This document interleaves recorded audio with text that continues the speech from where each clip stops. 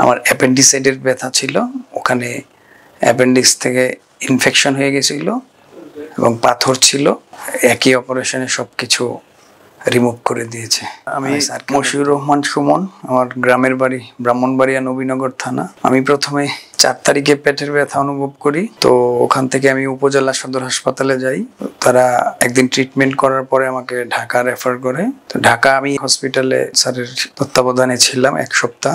ওখানে অ্যান্টিবায়োটিক দিয়েছিল, কিন্তু ইমপ্রুভ না হওয়ায় স্যার ইনসাফ বারাকা কিডনি অ্যান্ড জেনারেল হসপিটালে আমাদের রফিকুস সালিম স্যারকে রেফার করে। তো আমি সাথে সাথেই এখানে চলে আসি। আলহামদুলিল্লাহ, রফিকুস সালিম স্যার অত্যন্ত নিবিড়ভাবে আমাকে পর্যবেক্ষণ করে এবং ওই দিনই আমাকে অপারেশন করে।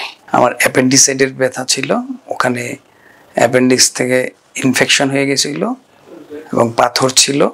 একই অপারেশনে সবকিছু রিমুভ করে দিয়েছে। আমি স্যারকে অনেক ধন্যবাদ জানাই যে স্যারের হাত ধরে আমার এই অপারেশনটা সাকসেস হয়েছে। আলহামদুলিল্লাহ, আমি অনেক সুস্থ আছি এখন। সবাই আমার জন্য দোয়া করবেন।